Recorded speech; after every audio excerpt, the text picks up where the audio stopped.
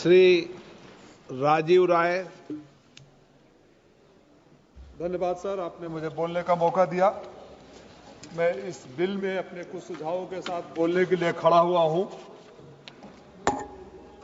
यहां बैठे हुए में कोई नहीं चाहता कि हमारे देश के कानून इतने कमजोर हो कि जो आए वो चाहे रहे, जब चाहे रहे, जैसे जो मन करे वो करे और जो मन करे वो जाए।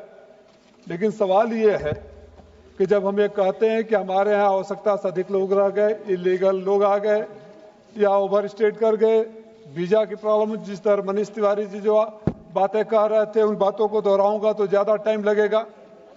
सर, एक छोटी सी बात होती है, कोई किसी देश में जाकर ओवर स्टे या इलीगल इमिग्रेशन क्यों करता है? या तो उस देश में खुशहाली की व्यवस्था हो, अच्छा अर्थव्यवस्था हो, बेहतर फ्यूचर हो, जॉब हो, या कोई अपराध करने के लिए आता है। और उसका एक ही पैरामीटर है, पासपोर्ट में आपकी रैंकिंग क्या है, आपके पासपोर्ट की ताकत क्या है। 2014 में आप 76वें स्थान पर थे, डंका बजाते बजाते 2024 तक आते आते 85वें स्थान पर आ गए। तो ये बताता है कि आपकी ताकत क्या है।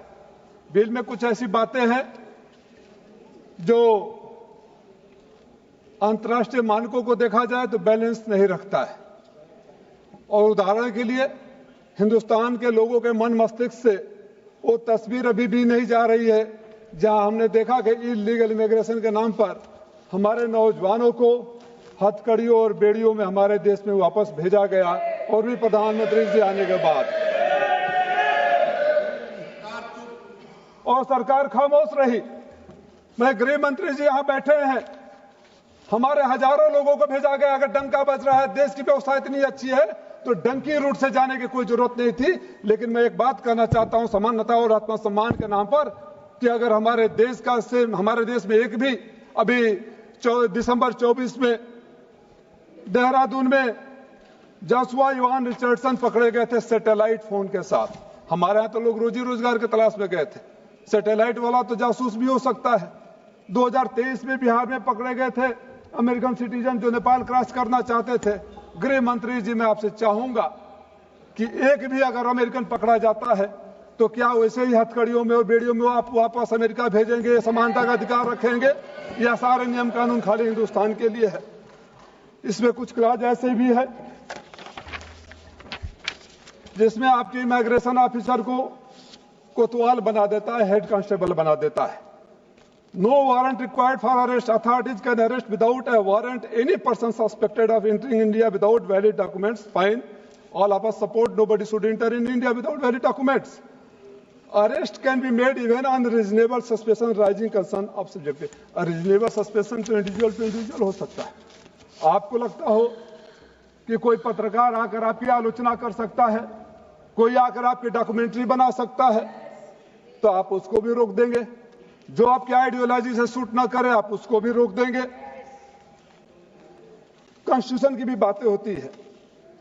अब foreigners are barred from associating with a person of specific description. It is a very vague and open term. इसके लिए तो कुछ आपको स्पेसिफाई करना पड़ेगा ना सर। आप जिसको चाहें अपने हिसाब से डिसाइड कर दे। आर्टिकल 21 इंटरनेशनल सिटीजन्स के लिए भी कुछ फंडामेंटल ह्यूमन राइट्स देता है।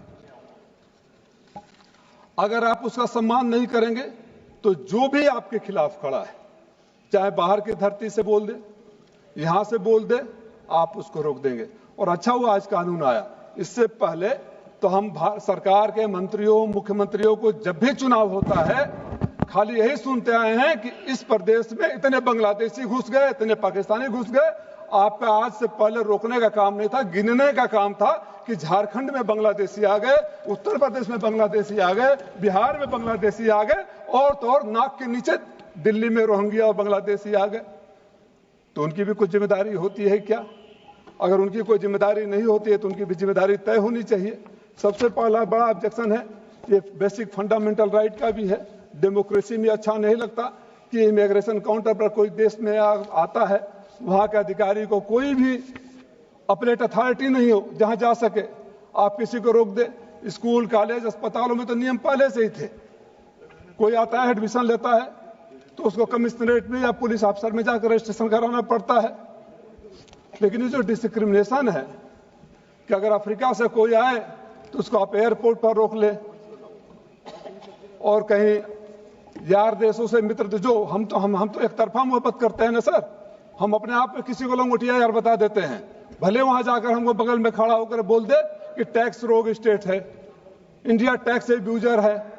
फ्रांस के राष्ट्रपति ने तो हम हाथ पकड़ लिया था, हम तो खामोश थे सर वहां। मैं ये चाहता हूं कि जिसमें इस बिल में जितनी भी डिस्पैरिटीज है, बहुत सारे पॉइंट, इतनी जल्दी मत करिए सर। देश sir, while national security must be safeguarded and the principle of proportionality must guide any restriction on a personal liberty, सब सजेशंस है। एक इंडिपेंडेंट अप्लाइड अथॉरिटी होनी चाहिए, जहां अगर किसी को डिनाई किया गया तो उसको अधिकार होना चाहिए, डिस्क्रिमिनेशन नहीं होना चाहिए, समानता का अधिकार होना चाहिए। और राजनीति के लिए, खास तौर से चुनावी राजनीति के लिए, घुसपैठिया शब्द, घुसपैठिया का नंबर न गिनाया जाए, उस पर ठोस कार्रवाई होनी चाहिए। मैं चाहूंगा सुझावों के लिए, ये बहुत राष्ट्रीय सुरक्षा का विषय है, अंतर्राष्ट्रीय मुद्दे का विषय है। इस पर एक बार पुनः विचार कर इसको कमेटी के पास भेजा जाए, स्क्रूटनी हो, और सारे सजेशन के साथ अगर बिल वापस में आएगा तो देश के हित में होगा, राष्ट्रीय सुरक्षा के हित में होगा। धन्यवाद।